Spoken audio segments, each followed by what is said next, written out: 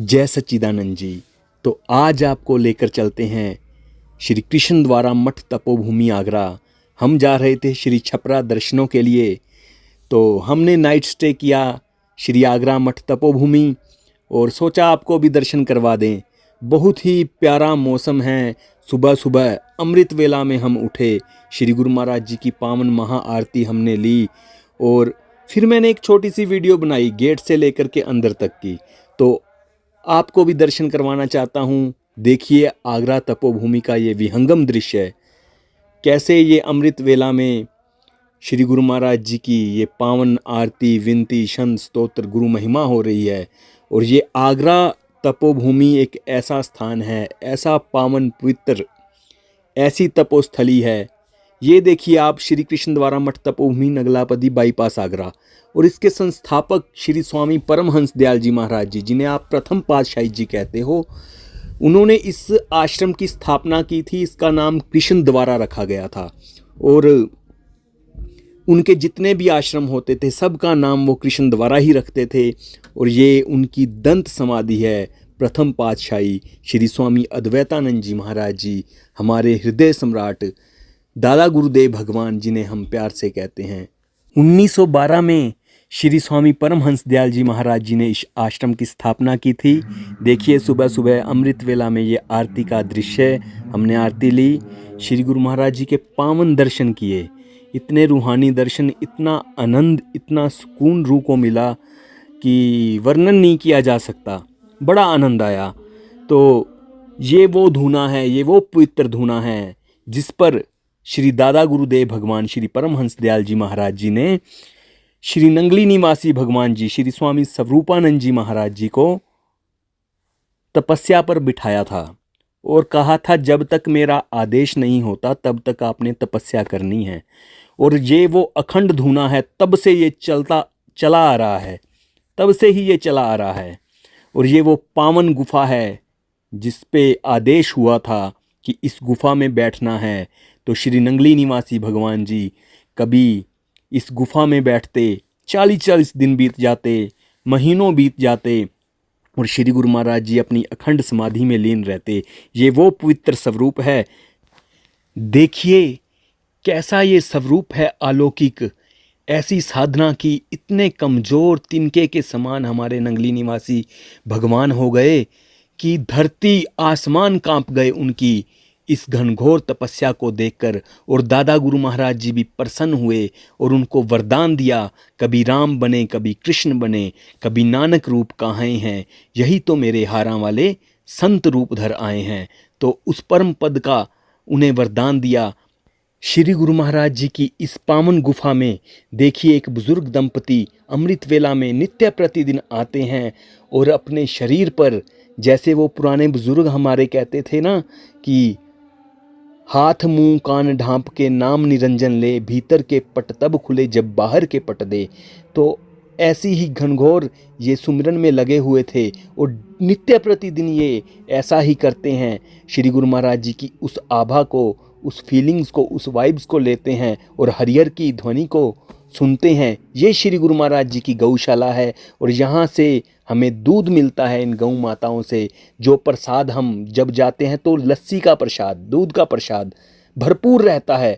तो अब फिर हम जाने से पहले एक बार फिर मंदिर में गए। देखिए श्री गुरु मंदिर, उस गुफा के ऊपर, उस धूने के ऊपर जो भव्य और दिव्य स्वरूप ले चुका ये श्री गुरु महाराज जी का पावन मंदिर। तो हम वहाँ गए, दर्शन हमने किए। तो गुरुमुखों, मैं आपको एक श्री गुरु महाराज जी की ऐसी लीला सुनाना चाहता हूँ। श्री गुरु महाराज जी ने यहाँ पर नीम के पत्ते खा खा करके घनघोर साधना की। वो हमारे लिए की, क्योंकि उनको अपने लिए करने की कोई आवश्यकता ही नहीं थी।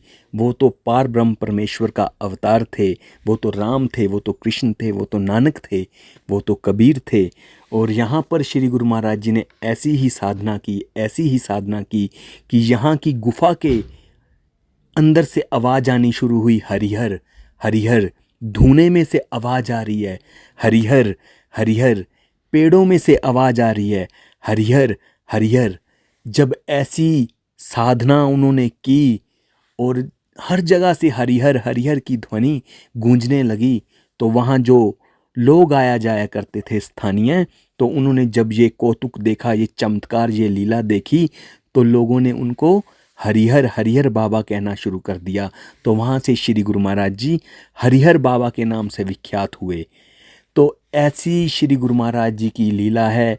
और एक बार किसी संगत ने इस धूने पर कुछ सिक्के चढ़ा दिए और श्री गुरु महाराज जी की मौज हुई, तो एक बार उठे और उनको श्री दादा गुरुदेव भगवान जी की दर्शनों की लालसा हुई, तड़प उठी कि मैं अपने गुरुदेव भगवान के दर्शन कर लूं। लेकिन आज्ञा नहीं थी, फिर भी ऐसी तड़प थी, उन्होंने वो सिक्के इकट्ठे किए और दादा गुरुदेव भगवान के पास चले गए। और दादा गुरुदेव भगवान जयपुर में थे, वो अपने शिष्यों को सत्संग दे रहे थे, सत्संग फरमा रहे थे। और जैसे ही श्री नंगली निवासी भगवान जी ने देखा दादा गुरु महाराज जी सत्संग कर रहे हैं और दादा गुरु महाराज जी की दृष्टि भी उस जाली से स्वामी स्वरूपानंद जी की तरफ पड़ी, तो दादा गुरु महाराज जी को एकदम क्रोध आया और कहा कि क्यों आया है ऐसे?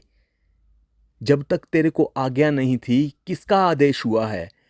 वापिस चला जा, जैसे आया है वैसे ही वापिस चला जा, अभी इसी समय। तो इतना सुनते ही श्री स्वामी स्वरूपानंद जी ने कहा कि ये कुछ सिक्के चांदी के किसी संगत ने चढ़ाए थे, यही देने और आपके दर्शन पाने आया हूँ। लेकिन दादा गुरु महाराज जी ने कहा नहीं, यहीं से वापस हो जा। और दादा गुरु महाराज जी ने मुख मोड़ लिया और वैसे ही श्री नंगली निवासी भगवान वहाँ से चले गए। और बाद में दादा गुरु महाराज जी की आंखों में झरझर झरझर आंसू आए और दादा गुरु महाराज जी ने अपने शिष्यों से कहा कि अरे वो मेरा तो शिष्य था, मेरा तो वो बेटा था, मेरा तो वो लड़का था, लेकिन आपका तो वो गुरु भाई था। अरे देखा नहीं था, उसका शरीर तिनके के समान हो गया था, उसकी आंखें अंदर धंस गई थी, उसका बदन, उसका शरीर इतना कोमल, इतना नाजुक हो गया था। अरे वो बहुत घनघोर तपस्या में लगा हुआ है। ठीक है, आज आपने उसको पानी तक नहीं पूछा। अरे आपका फर्ज था, आपका वो भाई था, गुरु भाई था, आपको पानी पूछना चाहिए था, लंगर खिलाना चाहिए था। लेकिन कोई बात नहीं, आज आपने उसको पानी तक नहीं पूछा। लेकिन एक दिन ऐसा आएगा मेरे लाल की घर घर में पूजा होगी, लोग उसे घर घर में लेकर जाया करेंगे, उसे घर घर बुलाएंगे, उसे दूध का भोग लगाएंगे। अरे वो तो लाखों जीवों का सहारा बनेगा, वो जग का तारा बनेगा, वो जग को तारने वाला होगा, घर घर में उसकी आरती होगी। ऐसी साधना में लीन है मेरा ये बालक, मेरा ये शिष्य, हम इस पे बहुत प्रसन्न हैं। तो उस समय दादा गुरु महाराज जी ने वरदान दिया।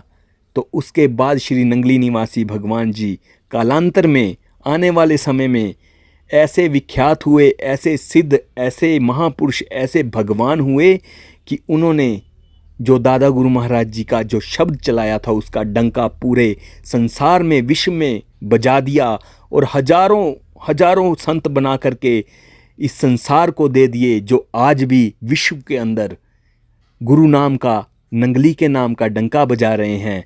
तो ऐसी महिमा श्री दादा गुरुदेव भगवान की, ऐसी महिमा श्री नंगली निवासी भगवान जी की। गुरुमुखो, आप सबको एक बार इस पावन तपोस्थली पर जरूर आकर के दर्शन करने चाहिए। और ये पावन दर्शन, ये सामने जो आप देख रहे हो, ये दादा गुरुदेव भगवान जी के समय का वो कुआं है। और ये सारी तपोभूमि, ये सारा कृष्ण द्वारा मठ तपोभूमि परमहंस दयाल जी महाराज जी के समय का है।